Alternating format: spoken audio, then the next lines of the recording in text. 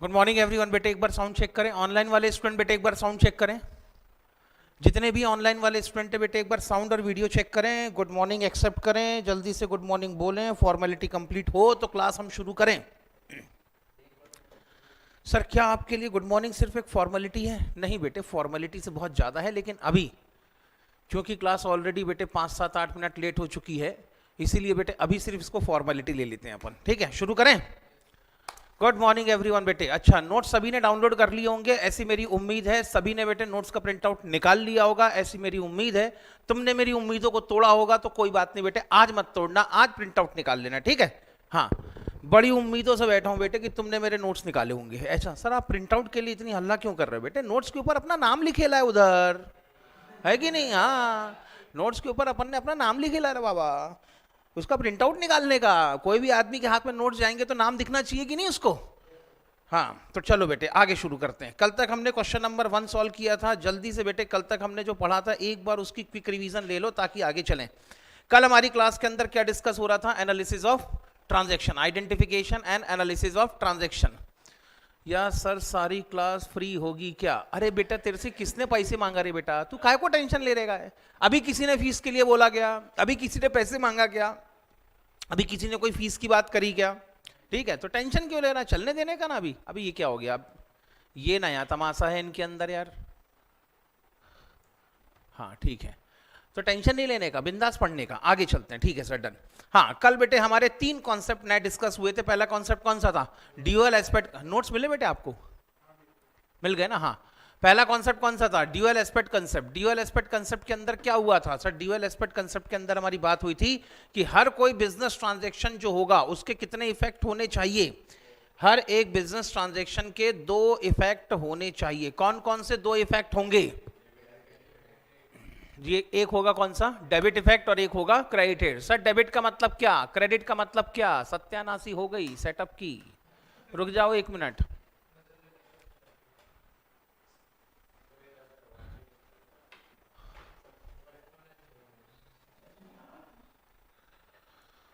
सच में यार बता रहा हूं ना, क्या क्या करे आदमी।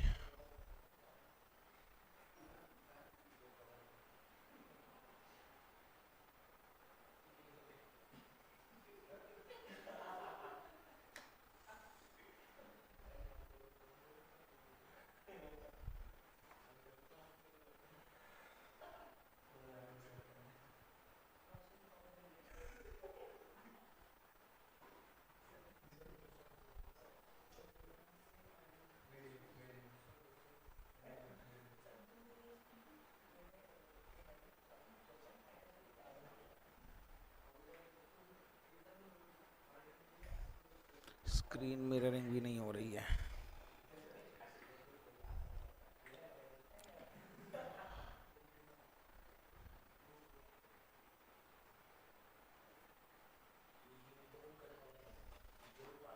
हाँ,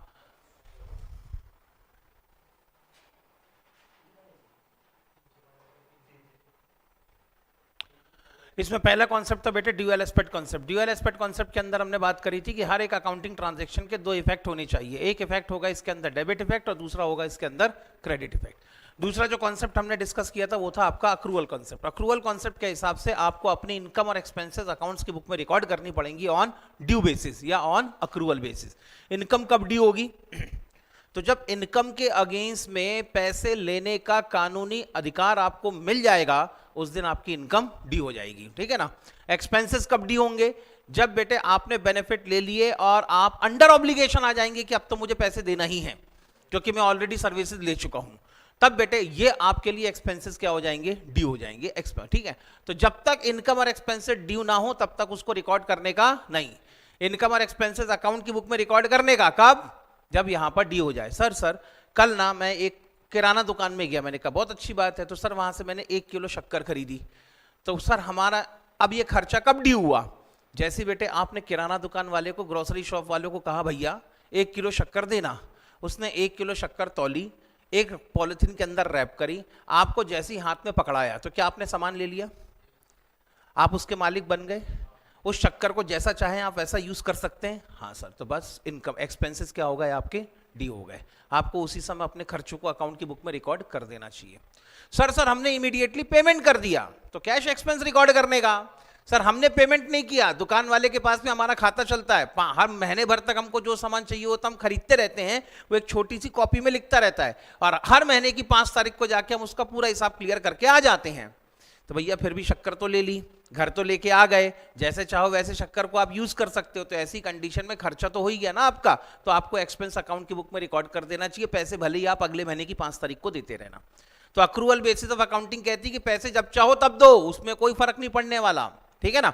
मुद्दा यहां पर मेन मुद्दा किसका रहेगा, मेन मुद्दा रहेगा कि आपको एक्सपेंसेस करने के बाद, सर्विसेज या गुड्स लेने के बाद आप अंडर ऑब्लिगेशन है या नहीं।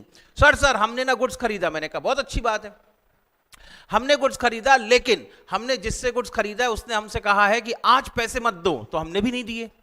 फिर हमने जिससे गुड्स खरीदा उसका कहना यह है कि गुड्स को लेके जाओ, 15 दिन तक यूज करो, 15 दिन बाद पहले डिसाइड करना, गुड्स पसंद आए तो रखना, पसंद नहीं आए तो वापस कर जाना। तो सर अब क्या करें, अभी आपके ऊपर लीगल ऑब्लिगेशन आई पेमेंट करने की नहीं, अभी तो गुड्स हम कहां लेके जाएंगे, घर, 15 दिन तक उसको यूज करके देखेंगे, पसंद आएगा तभी तो हम उसके लिए लायबल होंगे कि नहीं होंगे। तो 15 दिन तक यूज करके देखेंगे, 15 दिन बाद हम क्या होंगे, लीगली ऑब्लिग होंगे कि भाई हमें ये गुड्स रखना है या नहीं रखना, खरीदना है या वापस करना है। तो ऐसी कंडीशन में अभी खर्चा रिकॉर्ड मत करो। खर्चा कब रिकॉर्ड करना, जिस दिन तुम ये डिसाइड कर लोगे कि गुड्स हमको रखना है, उस दिन अपना खर्चा रिकॉर्ड करना। That is known as accrual basis of accounting. समझा बेटे। हालांकि इन पे बार बार हमारा और कई बार डिस्कशन होगा, क्योंकि मुझे मालूम है बेटे जितने कॉन्सेप्ट हैं आपने 11th में ही पढ़ रखे हैं, आपने सीएमए फाउंडेशन में भी पढ़ रखे हैं, लेकिन पल्ले कभी नहीं पढ़ा। रटा है अपन ने भैया कि आंसर में लिखना होगा तो हम लिख जरूर देंगे, कितने पन्ने भरना ये बताओ, पन्नों में भरने की झड़ी लगा देंगे हम, लेकिन हमको मालूम है कि समझ में अभी तक नहीं आया है। लेकिन अब क्योंकि आप सीएमए जैसे प्रोफेशनल बॉडी के एग्जाम देने वाले, इसलिए हर बात आपको समझनी जरूरी रहेगी। तीसरा जो कॉन्सेप्ट हमारा डिस्कस हुआ था वो था कौन सा बेटे, थर्ड कॉन्सेप्ट जो हमने डिस्कस किया था वो था हमारा कौन सा, सेपरेट एंटिटी कॉन्सेप्ट। जब भी आप अपनी अकाउंटिंग करेंगे, अकाउंटिंग करते समय बिजनेस और बिजनेसमैन को दो अलग अलग डिफरेंट एंटिटीज ट्रीट करेंगे। अकाउंटिंग करने के लिए इंपॉर्टेंट कौन सी एंटिटी, बिजनेस। बिजनेसमैन के पर्सनल ट्रांजैक्शन रिकॉर्ड करना है नहीं, पर्सनल इनकम नहीं, पर्सनल एक्सपेंसेस नहीं, कुछ भी रिकॉर्ड नहीं करना। हमने सिर्फ कौन सी इनकम एक्सपेंसेस रिकॉर्ड करनी है, सिर्फ और सिर्फ बिजनेस की इनकम और एक्सपेंसेस हमने यहां पर रिकॉर्ड करनी है, ठीक है।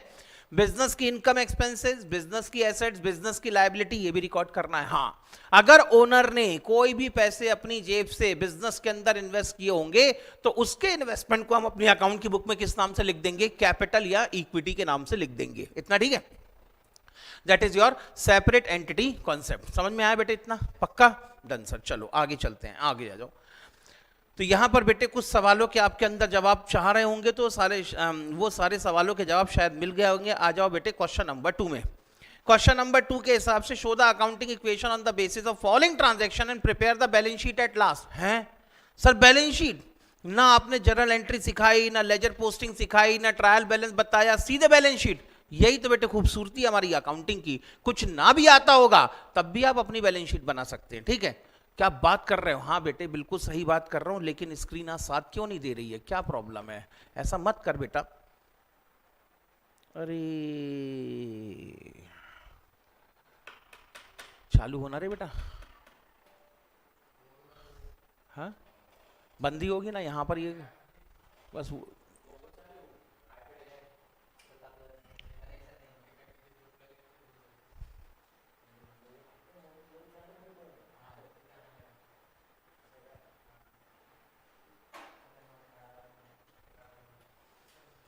एक मिनट बेटा। हाँ सर नोट्स कहाँ पर सेंड किए हैं बेटे, नोट्स के लिए मैंने एक गूगल ड्राइव लिंक शेयर की है, मैं आपको फिर से शेयर कर देता हूँ। हर्षद आओ, हर्षद एक बार 3rd फ्लोर पे आना यार। अरे स्क्रीन ही कनेक्ट नहीं हो रही यार, पता नहीं स्क्रीन बार बार छूट रही है। स्क्रीन छूट रही है? हाँ आना यार, एक मिनट जरा।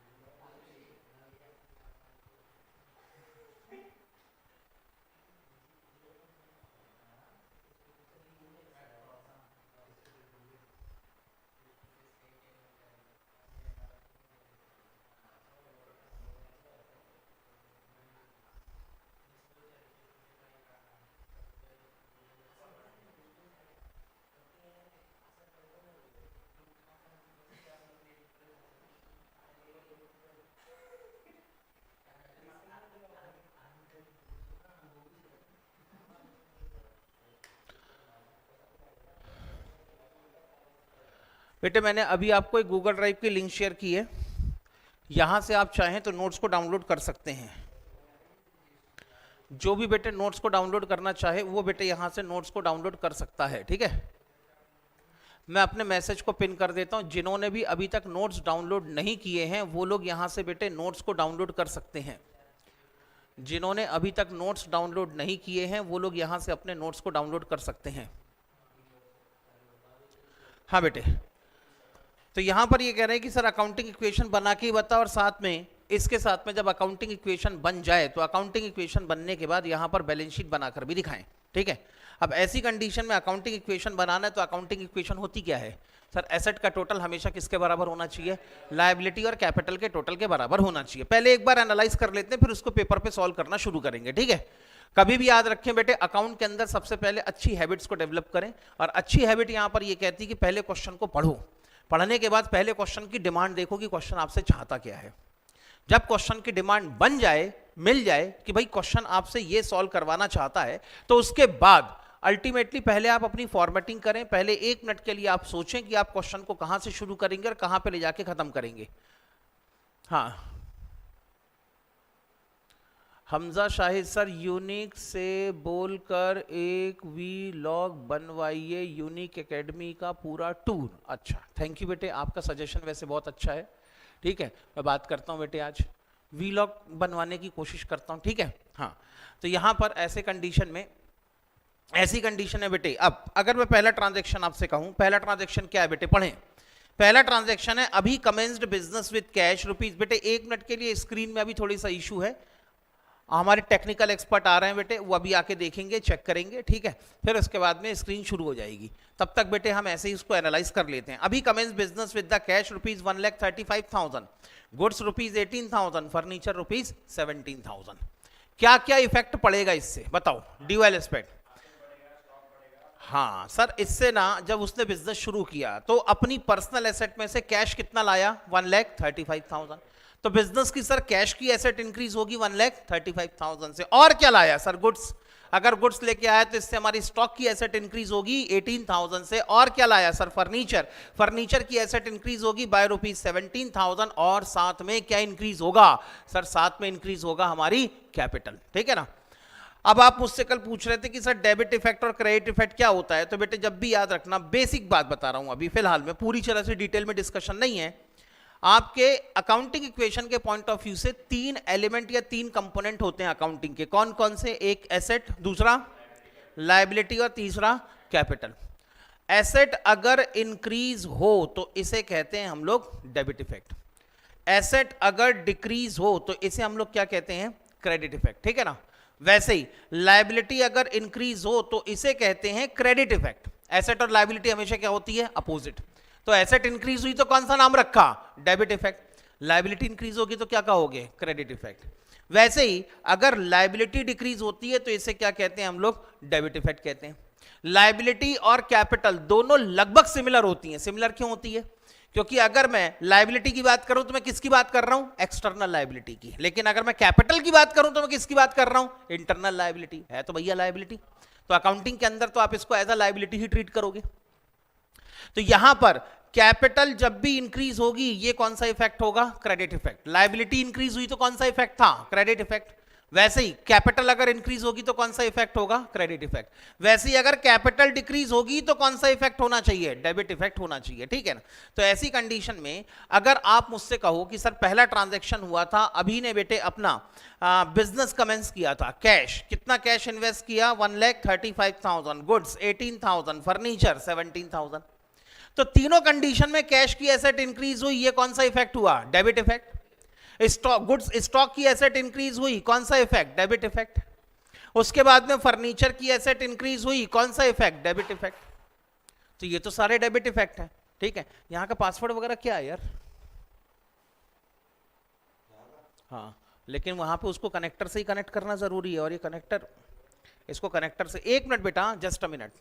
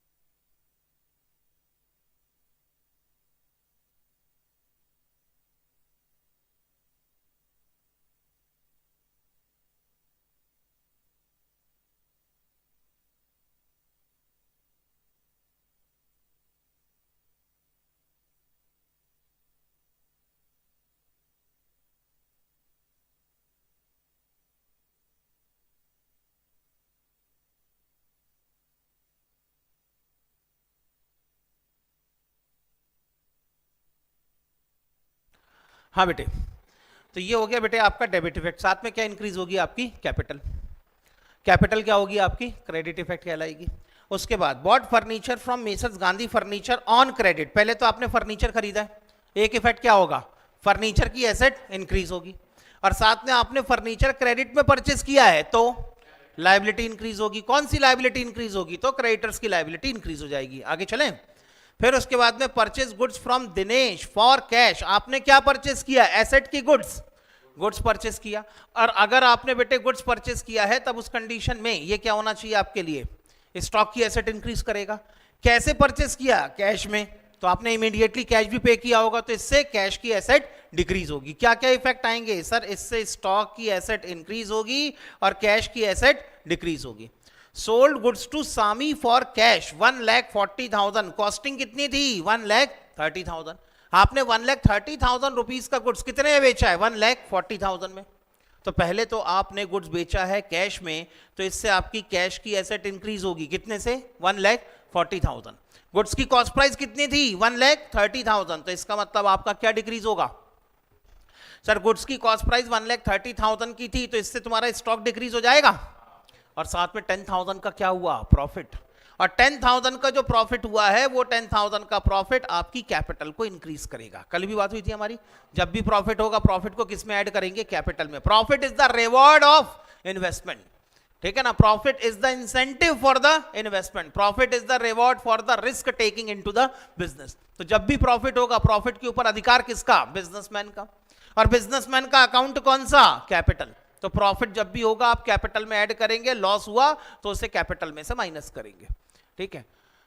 Rohit, Hamza, Shruti, Shashank, Bindaas boy, DJ, Hamza, Shahid, Dhruv Verma, Anjali Yadav, toxic gamer, good morning Guruji बेटे, very good morning to all of you. आगे चलते हैं। हाँ, इसके बाद bought goods from Rohit for ₹60,000, फिर से आपने क्या परचेस किया, गुड्स। पहला इफेक्ट कहां पर आएगा, स्टॉक इंक्रीज हो जाएगा, ठीक है बेटे, स्टॉक तो इंक्रीज हो गया। सेकंड इफेक्ट कहां डालोगे, लायबिलिटी इंक्रीज होगी। क्यों लायबिलिटी इंक्रीज होगी, क्योंकि सर क्वेश्चन में तो लिखा नहीं है कि हमने गुड्स कैश में परचेस किया या क्रेडिट में परचेस किया है। तो ऐसी कंडीशन में जब क्वेश्चन में स्पेसिफिकली मेंशन ना हो कि गुड्स हमने कैश में परचेस किया है या क्रेडिट में परचेस किया है, तब ऐसी कंडीशन में आप क्या कर सकते हैं, आप ये कर सकते हैं कि आप मान लें कि अगर पार्टी का नाम लिखा हो जिससे आपने गुड्स परचेस किया है, तो ट्रांजैक्शन कौन सा होगा, क्रेडिट में होगा। ये हमारी जनरल अजम्पशन होती है। तो आपने क्रेडिट में गुड्स परचेस किया है, इसका मतलब अभी तो इमीडिएटली पेमेंट नहीं करी आपने, और पेमेंट नहीं करी है, that means you are going to pay the amount in future, तो ये आपकी क्या बढ़ाएगा, लायबिलिटी। तो इससे आपकी क्रेडिटर्स की लायबिलिटी इंक्रीज हो जाएगी। आगे चलूं, goods sold to Sami costing ₹50,000 for ₹75,000। अब इस बार फिर हमने क्या किया है, गुड्स बेचा है, गुड्स को बेचा तो है लेकिन कैश में नहीं बेचा। यहां पे कहीं लिखा है कैश या क्रेडिट, नो सर। पार्टी का नाम दिया है क्वेश्चन में, यस सर पार्टी का नाम है, तब उस कंडीशन में आपने गुड्स किस में बेचा होगा, क्रेडिट में बेचा होगा। क्लियर है इतना। तो आपने अपना गुड्स बेचा है क्रेडिट में, तो पहली बात तो आपने 50,000 का गुड्स बेचा है, इससे आपकी स्टॉक की एसेट डिक्रीज होगी, इतना ठीक है। साथ में 50,000 का गुड्स 75,000 में बेचा है, that means there is a profit of ₹25,000। 25,000 के प्रॉफिट का क्या होगा, कैपिटल में ऐड करेंगे, तो इससे आपकी कैपिटल भी इंक्रीज होगी कितने से, 25,000 से। सर लेकिन और इफेक्ट कहां डालोगे, तो बेटे आपके 75,000 अभी पैसे मिले आपको नहीं, फ्यूचर में मिलेंगे। तो वो लोग जिनसे फ्यूचर में अमाउंट रिकवर करना है, ऐसे लोगों को क्या कहते हैं बेटे, डेटर्स। तो इससे आपकी डेटर्स की एसेट भी बढ़ेगी। आगे चलूं, आगे बेटे कह रहे हैं received 74,000 in full settlement from Sami. ये कह रहे 74,000 रिसीव हुए सामी से फुल सेटलमेंट में।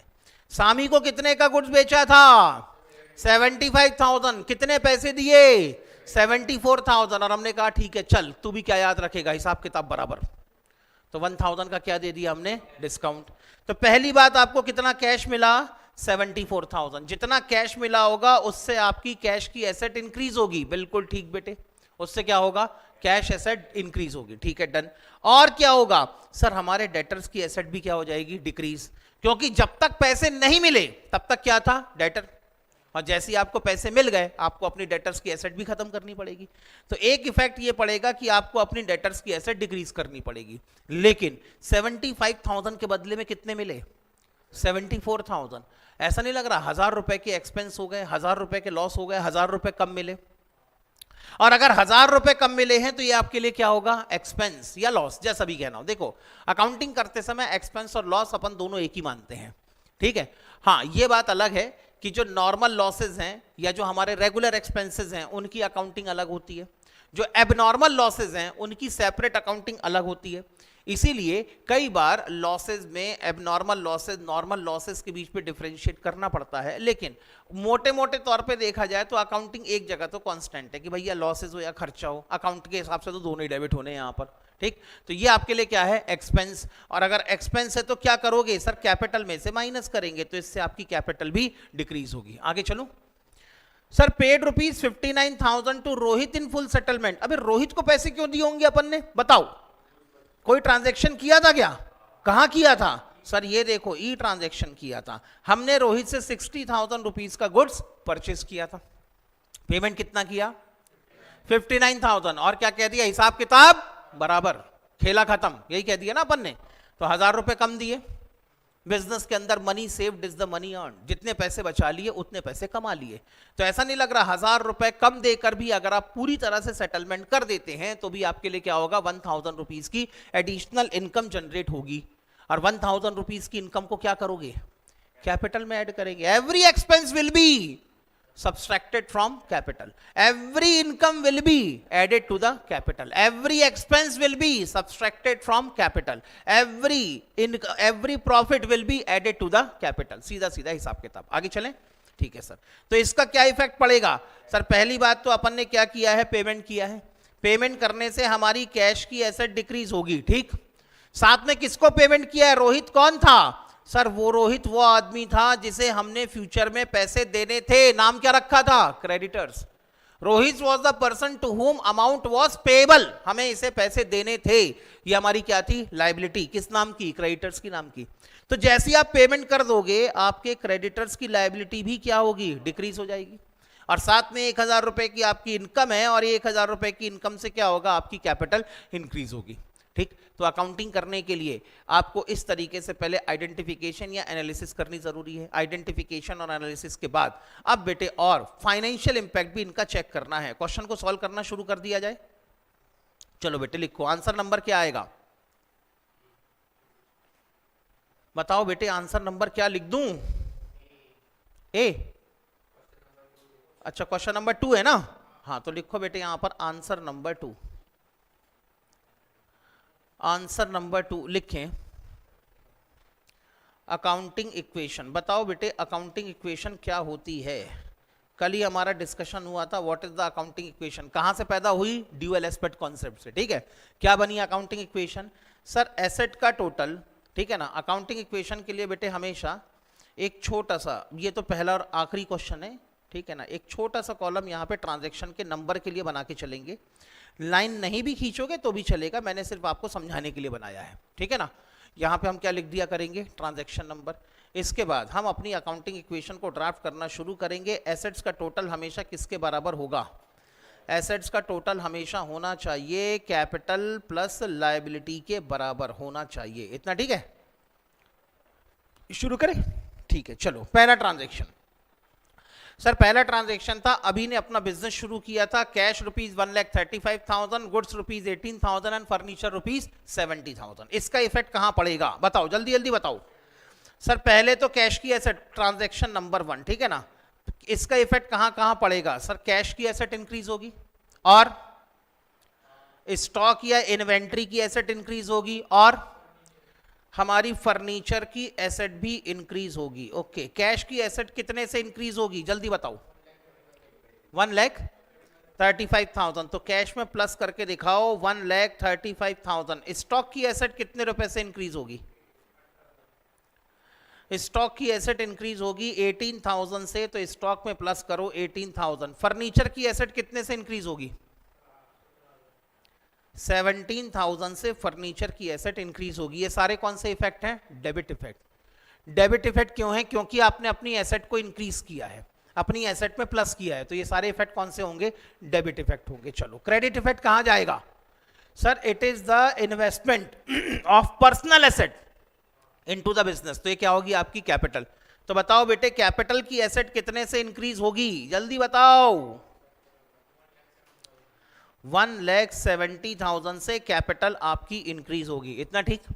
सर और क्या करना है? और एक काम आपको ये करना है कि हर एक ट्रांजैक्शन के बाद आपको चेक करके देखना है क्या आपकी अकाउंटिंग इक्वेशन टैली होती है या नहीं होती। चेक करके बताओ बेटे अकाउंटिंग इक्वेशन टैली हो रही है क्या? हाँ सर, लेफ्ट हैंड साइड का टोटल राइट हैंड साइड के टोटल के बराबर है, इसका मतलब हमारी अकाउंटिंग इक्वेशन टैली होती है। एक बार बेटे इन्हीं फिगर को और लिख दो। 1,35,000 का कैश बैलेंस है, 18,000 का स्टॉक है, 17,000 का फर्नीचर है और 1,70,000 की कैपिटल है, इतना ठीक? अरे आगे चलूं क्या? और अगर इसको चेक करना है तो इसका एक तरीका ये भी हो सकता है कि अगर आप बार बार इसको नहीं लिखना चाहते, इन केस कि बस सर बार बार एक ही फिगर को क्यों लिखें, तो ऐसा ना लिखते हुए लेफ्ट हैंड साइड में टोटल कितना होता है यहां पर? 1,70,000। सारी एसेट का टोटल कितना हो गया? 1,70,000। और लायबिलिटी का टोटल भी कितना है? 1,70,000। इतना भी लिखा तो भी चलेगा, ठीक है? तो मिटा दूं नीचे का, फिर नहीं तो डुप्लीकेसी हो जाएगी, बार बार लिखना पड़ेगा, अननेसेसरी मेहनत करनी पड़ेगी, ठीक है? लो बेटे ऐसे भी लिख दोगे तो भी चलेगा। सर एग्जाम में अलाउ है? बिल्कुल अलाउ है बेटे, एग्जाम में क्यों अलाउ नहीं है? आगे चलें, आ जाओ बेटे सेकंड ट्रांजैक्शन की तरफ आ जाओ। सेकंड ट्रांजैक्शन क्या कहता है? सर सेकंड ट्रांजैक्शन कहता है bought furniture from messrs Gandhi furniture on credit ₹13,000। 13,000 का आपने बेटे फर्नीचर परचेस किया। बताओ दो इफेक्ट किसके ऊपर पड़ेंगे? एक तो एसेट पे, कौन सी एसेट? आपको स्पेसिफिक होना पड़ेगा, ये बताना पड़ेगा कौन सी एसेट के ऊपर इंपैक्ट आएगा। फर्नीचर बढ़ेगा कितने से? 18।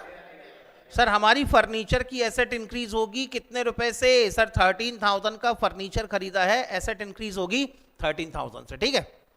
अब बताओ बेटे तुम्हारा फर्नीचर कितने का हो गया? सर हमारा फर्नीचर हो गया 30,000 का। स्टॉक कितने का हो गया? सर 18,000। कैश कितने का है? सर 1,30,000। अच्छा कैश में परचेस किया, क्रेडिट में? क्रेडिट में परचेस किया, तो इससे क्या इंक्रीज होगी? लायबिलिटी। लायबिलिटी भी कौन सी? क्रेडिटर्स की लायबिलिटी इंक्रीज होगी कितने से? 13,000 से। आगे चलें, अब एक बार देखो कि आपकी अकाउंटिंग इक्वेशन का फाइनल फॉर्म क्या है। Sir still we are having the cash balance of 1,35,000, ठीक है? इतना अभी भी hमारे पास में स्टॉक कितने का है? 18,000। हमारे पास में फर्नीचर कितने का है? 30,000। बताओ बेटे टोटल एसेट तुम्हारे पास में कितनी है? 1,83,000 की टोटल एसेट, बोलो ठीक? अब बेटे बताओ आपकी कैपिटल की और लायबिलिटी की फाइनल पोजीशन क्या है? कैपिटल कितनी है आपके पास?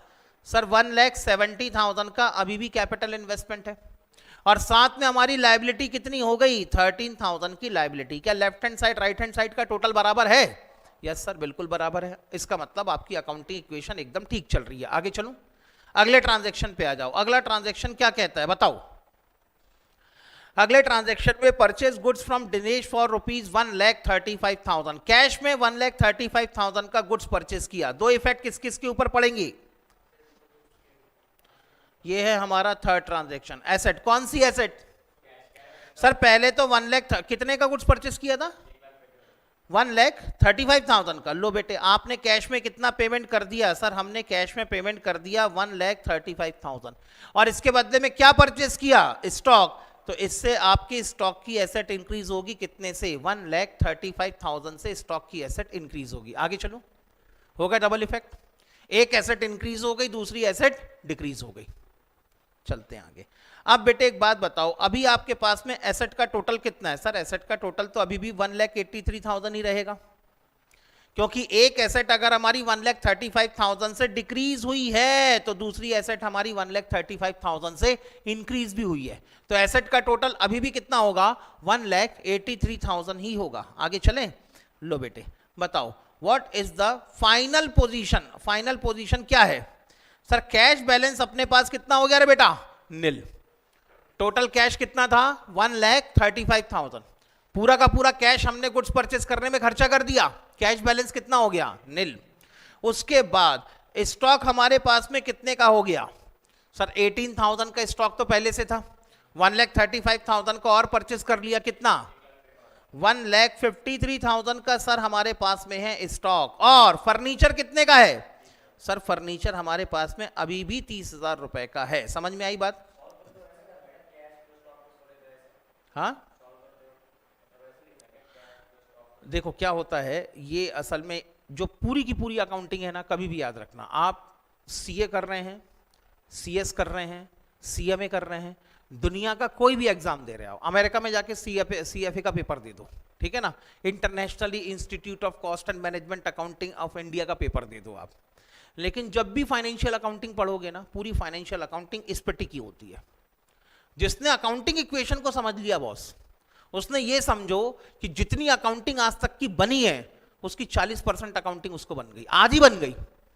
ये सब फालतू की बात है कि सर हम सीए इंटर की ग्रुप 1 की अकाउंटिंग पढ़ रहे हैं, फिर उसके बाद में आप सीएमए इंटर ग्रुप 2 की अकाउंटिंग पढ़ोगे, फिर उसके बाद में सीएमए फाइनल की अकाउंटिंग पढ़ोगे। जिसका अकाउंटिंग इक्वेशन के ऊपर कंट्रोल तगड़ा, वो ये समझ जाओ कि 40% अकाउंटिंग अभी सीख गया वो। अब उसके बाद में अलग अलग कंडीशन में एंट्रीज कैसे बदलती हैं और अकाउंटिंग कैसे बदलती है और वहां पर अप्रोच कैसे बदलती है, बस वही सीखना रह जाता है। मैं आज भी मानता हूं बेटे कि अकाउंटिंग के अंदर अगर सब कुछ कोई चीज है तो वो है तुम्हारी अकाउंटिंग इक्वेशन। किसी सवाल का अगर अकाउंटिंग में कभी कोई जवाब ना मिले तो हर सवाल का जवाब आपको कहां मिलेगा? अकाउंटिंग इक्वेशन में मिलेगा। तो कायदे से अगर मैं तुमसे कहूं, झूठ नहीं बोलना चाहता मैं, अकाउंटिंग इक्वेशन का कोई क्वेश्चन शायद आपके एग्जाम में कभी आए भी ना, लेकिन जब तक आप अकाउंटिंग इक्वेशन नहीं पढ़ते, जब तक आप अकाउंटिंग इक्वेशन नहीं समझते, तब तक फर्दर और डिटेल्ड अकाउंटिंग सीख पाना आपके लिए बड़ा मुश्किल है। क्योंकि जहां जहां जो जो चैप्टर तुमको समझ में नहीं आया, चलो बताओ 11th में तुम्हें कौन कौन से चैप्टर में दिक्कत रही? बताओ बेटे, ऑनलाइन वाले ही बताएं कि अगर आपने 11th 12th में कॉमर्स पढ़ी है तो ऐसा कौन सा चैप्टर था जिसने तुमको बड़ा रुलाया है, बड़ा परेशान किया है, मतलब इतना परेशान किया कि तुम तो कसम खा के गए थे कि इसका क्वेश्चन चैप्टर सॉल्व ही नहीं करेंगे। हाँ बताओ। सभी, हाँ तो सभी बन गया, मतलब बराबर है ना, लगभग सारे चैप्टर ही बन गए। ठीक है, जितने चैप्टर आपके 11th 12th में थे वो सारे चैप्टर आपको बन गए। अब जो नए चैप्टर आएंगे उनका क्या करना है? अब नए चैप्टर में आएगा एक ब्रांच अकाउंटिंग। जितने चैप्टर आपने आज तक पढ़े वो सब किस पे पढ़े? Golden rule of accounting, debit the receiver credit the giver, debit what comes in credit what goes out, इसी पे पढ़े ना। ये नियम कायदे कानून बने थे 1497 में, ल्यूका पासियोली ने इसको डिस्क्राइब किया था। ठीक है ना। अब 1497 यानी कितने साल पुरानी बात होगी? 700 साल पुरानी बात हो गई। और 700 साल पहले के बिजनेस के अंदर ब्रांच अकाउंटिंग होती थी? बिजनेस को बेटे डिवीजन में डिस्ट्रीब्यूट करके डिपार्टमेंट बनाए जाते थे। क्या 700 साल पहले इंश्योरेंस क्लेम के कॉन्ट्रैक्ट हुआ करते थे? बताओ ना, क्या 700 साल पहले हायर परचेस के कॉन्ट्रैक्ट हुआ करते थे?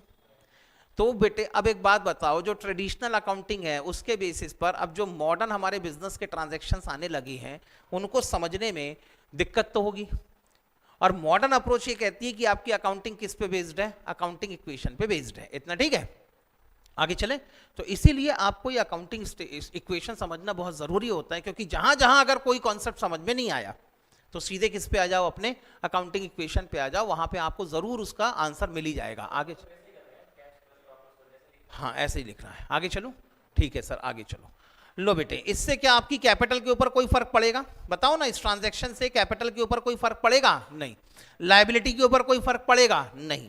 तो बताओ बेटे, अभी भी आपकी कैपिटल कितनी है? सर कैपिटल तो एज इट इज रहेगी ना, जैसे पहले कैपिटल थी 1,70,000 की, अभी भी कैपिटल कितनी रहेगी? 1,70,000। और क्रेडिटर्स अभी भी कितने के हैं आपके? 13,000 के क्रेडिटर्स हैं। That was your accounting point number 3। 4th पे आ जाओ बेटे। डी पॉइंट है, sold goods to Sami for cash ₹1,40,000 costing ₹1,30,000। ठीक, पहले तो 1,40,000 का गुड्स आपने कैश में बेचा है, 1,40,000 में बेचा है, तो कैश मिला होगा आपको। कितना कैश मिला? 1,40,000। क्या करना है बेटे? सर कैश मिला होगा तो इससे हमारी कैश की एसेट इंक्रीज होगी बाय ₹1,40,000। डन। दूसरा, सर हमने स्टॉक बेचा है तो कौन सी एसेट डिक्रीज होगी? स्टॉक की एसेट डिक्रीज होगी कितने रुपए से? जितने का स्टॉक बेचा होगा उतने रुपए से। स्टॉक कितने का बेचा है? 1,40,000 में बेचा है। मैंने ये नहीं कहा कितने में बेचा है, मैंने कहा कितने का बेचा है। ठीक है ना, यानी मैंने पूछी स्टॉक की कॉस्ट कितनी है, 1,30,000। तो ऐसा नहीं लग रहा 1,30,000 की कॉस्ट प्राइस का गुड्स आपने कितने में बेच दिया, 1,40,000 में बेच दिया। प्रॉफिट है कि लॉस है? सर प्रॉफिट है। कितने का प्रॉफिट है? 10,000 का प्रॉफिट है। क्या करना है? कैपिटल में ऐड करना है बेटे। इसे आप प्रॉफिट को 10,000 चाहो तो बेटे ब्रैकेट में लिख देना प्रॉफिट। प्रॉफिट 10,000 रुपीज कैपिटल में ऐड करेंगे। चलो आगे बढ़े। लो बेटे बताओ what is the final form of accounting equation. Cash balance कितना है अपने पास? जल्दी जल्दी बोलो कैश बैलेंस कितना है? 1,40,000 का कैश बैलेंस हो गया। अब हाँ बताओ बेटे स्टॉक कितना है तुम्हारे पास? स्टॉक कितना? हे भगवान, मेरी क्लास के स्टूडेंट कोई बताएगा स्टॉक का बैलेंस कितना है? 23 बेटे हमारे पास में 1,53,000 का स्टॉक था। देखना रे अच्छे से, ऊपर देखना बाबा। हमारे पास में स्टॉक कितना था? 1,53,000 का। कितने का बेच दिया? 1,30,000 का बेच दिया। तो स्टॉक कितने का बचा? 23,000 का स्टॉक बचा। आगे चलो। सर आप स्टॉक के ऊपर इतना फोकस क्यों कर रहे हो? क्योंकि इसी स्टॉक की ये जो वैल्यूएशन आप कर रहे हैं ना, इसी वैल्यूएशन से रिलेटेड है आपका अकाउंटिंग स्टैंडर्ड 2, जिसका डिटेल्ड क्वेश्चन एग्जाम में आता है और वहां पर भी वैल्यूएशन ऐसी ही करनी पड़ती है। आगे चलूं? आगे चलते हैं सर। डन। फर्नीचर कितने का है? सर फर्नीचर अभी भी 30,000 का है। चेक करके बताओ बेटे टोटल एसेट कितने की है? 1,93,000 की टोटल एसेट है। ठीक है इतना? 1,93,000 की टोटल एसेट। चेक करके बताओ बेटे क्या आपकी कैपिटल का बैलेंस कितना है? बताओ। सर हमारे पास में कैपिटल का बैलेंस है 1,80,000 का कैपिटल का बैलेंस। ठीक है। और क्रेडिटर्स का बैलेंस कितना है? 13,000।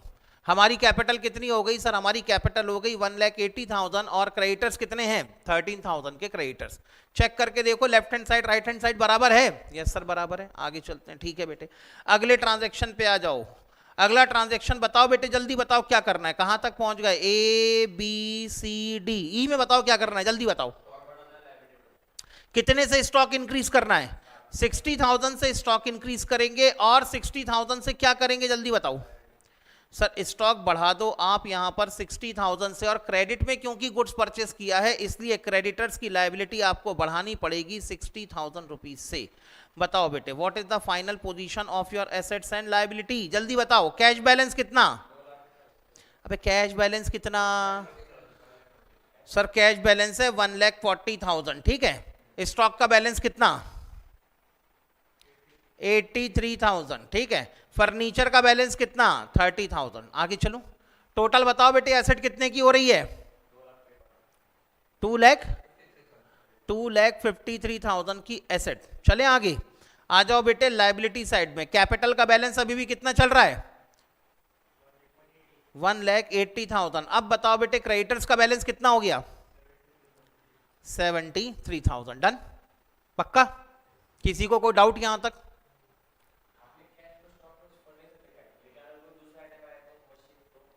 उसी के आगे लिख देंगे। अगर मशीन आ गया तो मशीन को इसी के आगे यहां पर लिख देंगे मशीन, और इसी के आगे से प्लस करना चालू मशीन में। ठीक है ना? आगे चलूं क्या? पक्का? लो सर आगे चलो। क्वेश्चन नंबर बेटे यहाँ पे पॉइंट नंबर 6। पॉइंट नंबर 6 में क्या करना है जल्दी देख के बताओ, मैं तो पेज भी नहीं पलटाऊंगा अब। पॉइंट नंबर ये हो गया ना रोहित वाला पॉइंट। हाँ सर उसके बाद सोल गुड्स टू सामी। बेटे गुड्स बेचा है। आगे चलते हैं बेटे। पहले तो डिसाइड करो गुड्स कैश में बेचा है या क्रेडिट में? क्रेडिट में बेचा है तो कैश की एसेट इंक्रीज हो सकती है क्या? हाँ बेटे पहली बात तो आपने गुड्स को बेचा है क्रेडिट में, तो कैश की एसेट के ऊपर कोई इंपैक्ट पड़ेगा नहीं। आपने अपना स्टॉक बेचा है तो स्टॉक के ऊपर कोई इंपैक्ट आएगा?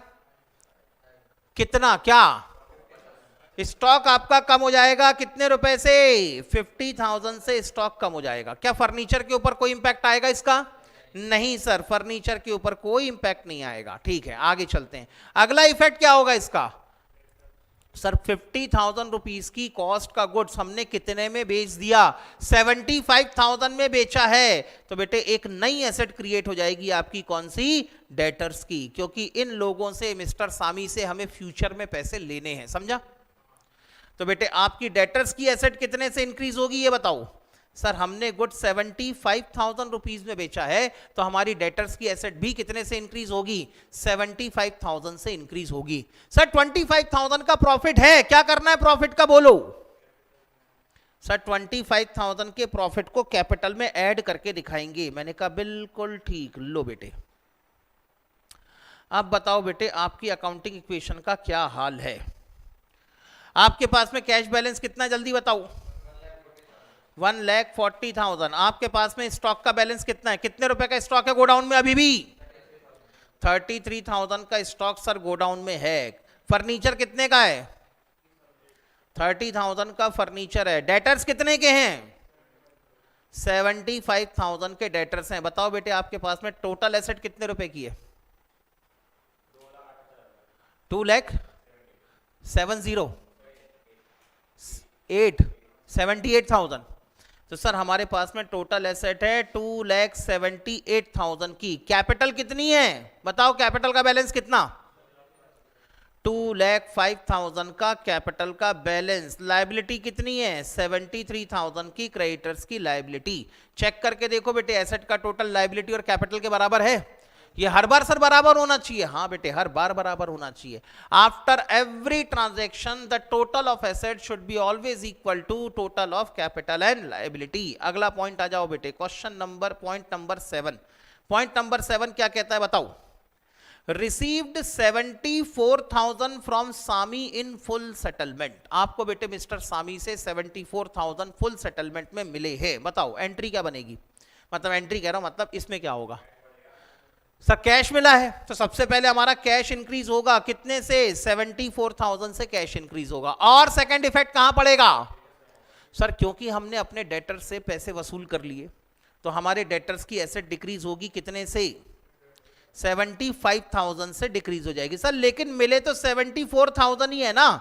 बेटे मिले भले ही 74,000 है, लेकिन वहां पर एक वर्ड लिखा हुआ है, कौन सा? Full settlement.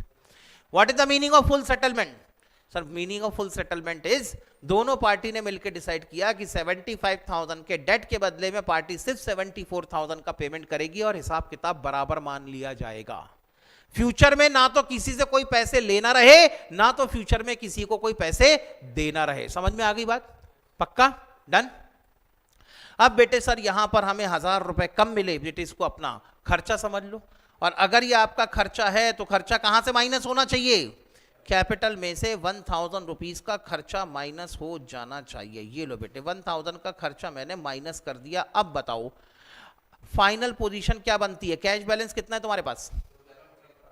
2,14,000 का कैश बैलेंस। स्टॉक कितना है गोडाउन में? 33,000 का हमारे पास में स्टॉक है। फर्नीचर कितने का है? 30,000 का फर्नीचर है सर। डेटर्स कितने के हैं? सर डेटर्स हो गए अब नील या जीरो, क्योंकि हमने पूरे पैसे यहां पर रिकवर कर लिए। अब बताओ बेटे टोटल एसेट कितनी है तुम्हारे पास? 2,17,000 की टोटल। अच्छा 70,000 पक्का? 77 ना? हाँ वही मैं 70,000 2,77,000 की टोटल एसेट। बताओ बेटे what is the final position of capital? Capital की फाइनल पोजीशन क्या है? 2,04,000 की कैपिटल की फाइनल पोजीशन है। डन। क्रेडिटर्स कितने के हैं? 73,000 के क्रेडिटर्स। आगे चलूं? आगे बढ़ जाओ सर। आखिरी transaction paid ₹59,000 to Rohit in full settlement. लो बेटे इस बार हमने क्या किया है? पेमेंट किया है तो पहला इफेक्ट किसके ऊपर आएगा? कैश के ऊपर। सर हमने कैश पे किया होगा। बेटे ऑनलाइन वाले स्टूडेंट्स के रिप्लाई नहीं आ रहे हैं। अगर आप ऐसा है कि सर लिखने में बिजी है इसलिए मैसेज नहीं कर पा रहे हैं तो चलेगा, फिर कोई दिक्कत नहीं है। कितना कैश पे किया रे बेटा अपन ने? 59,000। तो कैश कितने से डिक्रीज कराओ? 59,000 से कैश की एसेट डिक्रीज होगी। इतना ठीक है। और क्या डिक्रीज होगा? क्रेडिटर्स की लायबिलिटी कितने रुपए से? 60,000 से सर क्रेडिटर्स की लायबिलिटी डिक्रीज होगी। ऐसा नहीं लग रहा बेटे हमने 1,000 रुपए कम दिए? फिर भी हिसाब किताब पूरा बराबर। आगे आपको कोई भी पैसे देने नहीं है, तो ऐसी कंडीशन में 1,000 रुपीज आपके लिए क्या होगा? प्रॉफिट होगा। 1,000 rupees is your profit. 1,000 rupees is your profit. तो अल्टीमेटली बताओ बेटे यहां पर अब finally what is the final form of accounting equation? बोलो बेटे कैश कितना है अपने पास? 1,55,000 का कैश बचा है। अभी भी हमारे पास में गोडाउन में स्टॉक कितने का रखा हुआ है? 33,000 का। फर्नीचर का बैलेंस कितना है हमारा? 30,000। डेटर्स कितने के हो गए? निल। बताओ बेटे आपकी टोटल एसेट कितने की है? बताओ बेटे आपकी टोटल एसेट कितने रुपए की है? 2,18,000। 2,18,000 की total asset. What is the final position of your capital? 2,05,000 capital का बैलेंस है और डेटर्स सॉरी क्रेडिटर्स 13,000 के क्रेडिटर्स। चेक करो बेटे एसेट का टोटल कैपिटल और लायबिलिटी के बराबर है? यस और नो? हाँ या ना? पक्का? आगे चलूं? यस सर आगे चलो। ठीक है मैंने कहा डन। लो बेटे इसको यहां पर एक बार डबल लाइन से क्लोज कर दो। डबल लाइन से क्लोज करने का मतलब ये है इति सिद्धम। यहां पर आपका क्वेश्चन खत्म हो गया। ठीक है आगे बढ़े। ठीक है और क्या मांगा है सर? ये कह रहे हैं कि हमसे बैलेंस शीट बनाकर भी दिखाओ। क्या बनाकर दिखाओ? बैलेंस शीट बनाकर दिखाओ। सर बैलेंस शीट होती क्या है? तो बेटे पहले मैं आपको कुछ बातें बता दूं बैलेंस शीट के बारे में। बैलेंस शीट होती क्या है? तो बैलेंस शीट बेटे पहली बात तो अपने आप में क्या है? एक स्टेटमेंट है। ये किसी अकाउंटिंग का पार्ट नहीं है। ये एक टाइप से एक स्टेटमेंट कह सकते हो या एक टाइप से आप इसको अपनी एक रिपोर्ट कह सकते हो। सर ये स्टेटमेंट क्या है? स्टेटमेंट किस चीज का है? स्टेटमेंट है जिसके अंदर आपको हमेशा डिटेल मिलेगी। किसकी डिटेल मिलेगी? 3 कंपोनेंट की डिटेल मिलेगी। किस किस की? एसेट, लायबिलिटी और कैपिटल की कंपोनेंट की डिटेल मिलेगी। कोई भी कंपनी कोई भी बिजनेस एंटिटी होगी तो आप जब भी कहेंगे कि सर ये क्या है तो ये है आपकी बैलेंस शीट। और बैलेंस शीट क्या होगा? आपके लिए एक स्टेटमेंट होगा और इस बैलेंस शीट के अंदर आपको उस एंटिटी की एसेट की, लायबिलिटी की और कैपिटल की पूरी डिटेल मिल जाएगी। ठीक, तो यहां पर ऐसा कोई भी स्टेटमेंट जो एसेट, लायबिलिटी और कैपिटल का डिटेलिंग आपके सामने प्रेजेंट करता हो, नॉर्मली इसको हम लोग क्या कह देते हैं? बैलेंस शीट कह देते हैं। ठीक है ना? तो सर बैलेंस शीट ये स्टेटमेंट कौन सा है? तो बेटे ये स्टेटमेंट है और स्पेसिफिकली मैं कहूं तो ये होता है बेटे आपका पोजीशन स्टेटमेंट। कौन सा स्टेटमेंट कहते हैं इसको हम लोग? Position statement. ठीक है ना? सर पोजीशन स्टेटमेंट ऐसा नाम क्यों रखा? Why it is generally known as positional statement या position statement? हाँ ये एक रीजन बनता है। पोजीशन स्टेटमेंट कहने का पहला रीजन तो ये है कि बैलेंस शीट आप एक पर्टिकुलर डेट को बनाते हैं। फॉर एग्जांपल अगर मैं नीचे लिख दूं एज ऑन 31 मार्च 2023, मैंने डेट डाल दी और फिर उसके बाद मैंने आपको बैलेंस शीट बना के दिखा दी, तो मेरी बैलेंस शीट में क्या दिखेगा आपको? एसेट, लायबिलिटी एंड कैपिटल, यही 3 चीजें दिखेंगी आपको। लेकिन अगर मैंने बैलेंस शीट के नीचे डेट लिखी है 31 मार्च 2023 की, तो इसका मतलब यहां पर यह है कि भैया मैं जितनी एसेट्स आपको बता रहा हूं ना, ये एसेट किस दिन मेरे पास में थी? 31 मार्च 2023 को। आप बोलो कि सर 30 मार्च को भी सेम एसेट थी क्या? तो मैं बोलूंगा नहीं रे बाबा। क्या सर आपके पास में 1 अप्रैल को भी सेम एसेट थी क्या? मैं कहूंगा हाँ, कोई गारंटी नहीं है। मैं सिर्फ इस बात की गारंटी दे रहा हूं कि 31 मार्च को मेरे पास में इतनी एसेट थी। एक दिन पहले कम ज्यादा हो सकता है, एक दिन बाद में क्या हो सकता है? कम ज्यादा हो सकता है। तो मैं एक पर्टिकुलर डेट को अपनी एसेट, लायबिलिटी और कैपिटल की पोजीशन को एक्सप्लेन करता हूं, इसलिए इसे क्या कहा जाता है? Position statement. पहली कंडीशन समझ में आया बेटे? पहला रीजन। दूसरा, इसको पोजीशन स्टेटमेंट कहने का दूसरा रीजन भी है। दूसरा रीजन क्या है?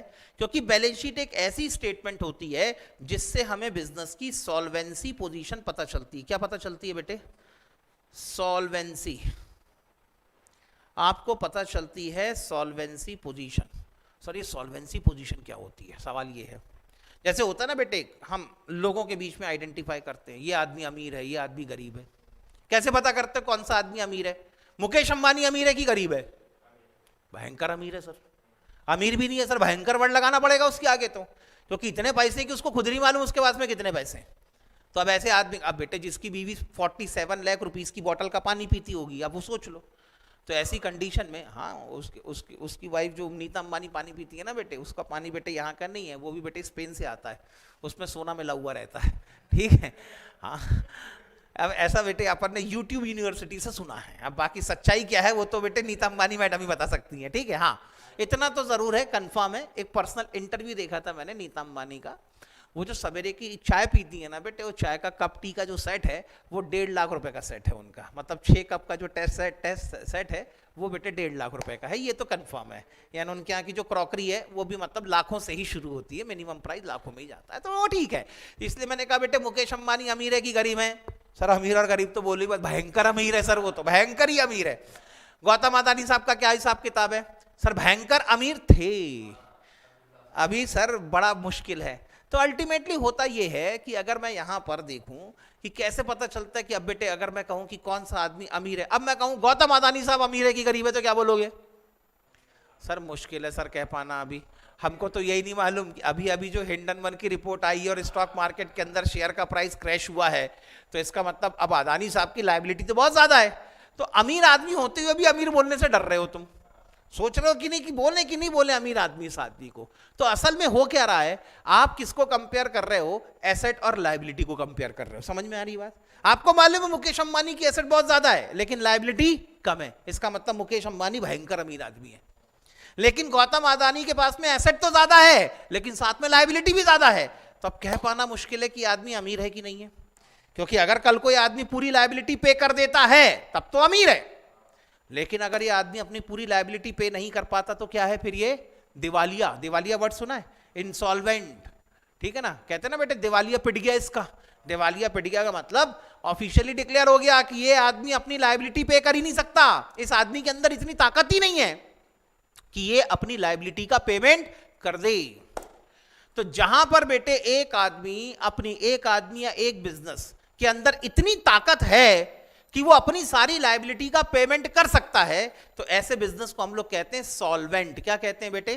सॉल्वेंट। लेकिन कोई भी बिजनेस एंटिटी ऐसी है जो अपनी लायबिलिटी का पेमेंट कर ही नहीं सकती, उसके लिए पॉसिबल ही नहीं है कि अपनी लायबिलिटी का पूरा पेमेंट कर दे, तो इसको हम लोग क्या कहते हैं बेटे? इंसॉल्वेंट। समझ में आ गई बात? तो अब कोई आदमी सॉल्वेंट है या इंसॉल्वेंट है कैसे पता चलेगा? एसेट और लायबिलिटी को कंपेयर करके, ठीक है ना? तो बेटे मैंने कहा मान लो किसी आदमी के पास में एसेट ज्यादा है लायबिलिटी कम है, तो बताओ सॉल्वेंट है कि इंसॉल्वेंट है? नहीं सॉरी, मैंने साइन उल्टा बना दिया। एसेट ज्यादा है लायबिलिटी कम है तो सॉल्वेंट है। क्यों सॉल्वेंट है? बिकॉज उस आदमी के अंदर ताकत है सर अपनी पूरी लायबिलिटी पे करने की। इस ताकत को हम लोग इंग्लिश में कहते हैं कैपेबल होना। So when a business is capable of paying all its liability, that business is known as what? Solvent. ठीक है? और कोई भी बिजनेस अपनी लायबिलिटी को पे करने के लायक कब होता है? जब एसेट ज्यादा हो और लायबिलिटी कम हो। तो ऐसे बिजनेस को हम लोग क्या कह देते हैं? Solvent business. लेकिन अगर मान लो कोई भी बिजनेस ऐसा है जिसके अंदर क्या है? एसेट कम है और लायबिलिटी ज्यादा है, तो क्या बिजनेस अपनी सारी लायबिलिटी का पेमेंट कर सकता है? The answer is no. If the business is not able enough to pay all its liability, इसको हम लोग क्या कहते हैं? Insolvent। क्या कहते हैं बेटे इसको हम लोग? Insolvent। आगे चलें। तो आपको अगर ये पता करना है कि बिजनेस सॉल्वेंट है या इंसॉल्वेंट है, तो आपको दो चीजें कंपेयर करनी है। कौन सी? एसेट और लायबिलिटी। और दोनों चीजें कहां मिलेंगी? बैलेंस शीट के अंदर। तो बेटे कई बार बैलेंस शीट एक बिजनेस की सॉल्वेंसी पोजीशन को रिप्रेजेंट करता है, इसलिए इसको क्या कह देते हैं हम लोग? पोजीशनल स्टेटमेंट कह देते हैं। इतना ठीक है? पक्का समझ में आई बात? ठीक है। ये कुछ छोटे छोटे वर्ड हैं जिनके बारे में क्लैरिटी होना जरूरी होती है, इससे अकाउंटिंग समझना आसान होता है। और जब कॉन्सेप्ट पूरे समझ में आते हैं ना, तो एग्जाम में जब आदमी पेपर देने बैठता है तो अलग ही कॉन्फिडेंस से पेपर भी देने बैठता है। समझ में आ गई बात? आगे चले? पक्का? ठीक है चलो। क्या मांगी थी हमसे? क्या मांगी? अरे जल्दी बताओ ना रे बेटा, क्या मांगा था क्वेश्चन ने? सर बैलेंस शीट मांगी थी, बना देने का बैलेंस शीट। सर बनाएंगे कैसे? बड़ा सिंपल सा हिसाब किताब है। बैलेंस शीट बनाने के लिए बेटे आपको अपने पेज को दो पार्ट में डिवाइड करना है, एक होगा लेफ्ट हैंड साइड और एक होगा right hand side. Right hand side में क्या लिखेंगे सर? हम अब लिखेंगे अपनी सारी की सारी एसेट्स, और लेफ्ट हैंड साइड में क्या दिखाएंगे? सारी की सारी लायबिलिटी एंड कैपिटल। क्या दिखाएंगे यहाँ पर? लायबिलिटी एंड कैपिटल यहाँ पर दिखाया करेंगे। आगे चलूं? बताओ तुम्हारे पास में कौन कौन सी एसेट है? अबे ऐसी पेज मोड़ लेना, ऐसे लाइन खींचेगा तो बेटे अगले 15 दिन तक तो लाइन ही खींचता रहेगा। पन्ना मोड़, किस्सा खत्म कर। हाँ आगे चलूं? हाँ बताओ कौन कौन सी एसेट है? कोई नहीं बता रहा। सर सबसे पहले हमारे पास में कैश एसेट है। कितने रुपए की? 1,55,000 का कैश बैलेंस है। बोलो ठीक। और क्या है? सर हमारे पास में स्टॉक या इन्वेंट्री लिख दूं यहां पर? हमारे पास में क्या है? सर हमारे पास में है इन्वेंट्री। इन्वेंट्री मतलब स्टॉक कितने का? 33,000 का। और क्या है सर? हमारे पास में फर्नीचर नाम की भी एसेट है, कितने की? 30,000। क्या आपके पास में डेटर्स हैं? जल्दी बताओ। नहीं सर, डेटर्स की कोई वैल्यू नहीं है हमारे पास। आगे चलो, अब बताओ बेटे तुम्हारी कैपिटल कितनी है? सर हमारी कैपिटल है 2,05,000 रुपीज की। लाइबिलिटी के नाम पे और क्या है? सर लाइबिलिटी के नाम पे हमारे पास में है क्रेडिटर्स, कितने के? 13,000 के क्रेडिटर्स। ठीक है, चेक करके बताओ बेटे राइट हैंड साइड का टोटल क्या लेफ्ट हैंड साइड के टोटल के बराबर होता है? कितने से? 2,18,000 होता है ना टोटल। तो बेटे जब लेफ्ट हैंड साइड और राइट हैंड साइड का टोटल बराबर हो जाए तो इसको कहते हैं हम लोग टैली होना। क्या कहते हैं इसको हम लोग? टैली होना। बैलेंस शीट क्या हो गई हमारी? टैली हो गई। तो इस तरीके से बैलेंस शीट बनाई। अरे सर ये तो अकाउंटिंग इक्वेशन जैसा ही है। अकाउंटिंग इक्वेशन में सब कुछ हमने हॉरिजॉन्टल लिखा था, इसमें वर्टिकल लिख दिया। मैंने कहा हाँ, then your accounting equation is the true form of your balance sheet. क्या बोलोगे आज के बाद? Accounting equation is true form of balance sheet. Accounting equation बनाओ या बैलेंस शीट बनाओ, बात एक ही है। समझ में आई बात? पक्का? डन? ठीक है, चलो बेटे होमवर्क ले लो अपना। हाँ सर होमवर्क बताओ बेटे। Question practice question number 1, practice question number 2, ये दोनों क्वेश्चन बेटे आपके लिए होमवर्क पे होंगे। और उसके बाद यहां पे देखो बेटे क्वेश्चन नंबर 3 भी मिलेगा, फिल इन द ब्लैंक्स। मिला कि नहीं? अरे वहां बाद में देख लेना, इधर देख लेना बेटा पहले अभी। हाँ हाँ, तो उसको बाद में ढूंढना घर में जाके। हाँ बेटे, एक क्वेश्चन नंबर 3 है, क्वेश्चन नंबर 2 मैंने सॉल्व करवा दिया है, क्वेश्चन नंबर 3 आपने सॉल्व करना है, फिल इन द ब्लैंक्स। और आप जानते हैं फिल इन द ब्लैंक्स के क्वेश्चन आपको एग्जाम में आते हैं, ठीक है ना? हाँ, तो ये क्वेश्चन नंबर 3 आपके लिए आज का होमवर्क है। उसके बाद नीचे देखो बेटे प्रैक्टिस क्वेश्चन में 2 प्रैक्टिस क्वेश्चन है, journal entry, ledger posting and trial balance. ठीक है, अच्छा तब तक के लिए बेटे बाय बाय।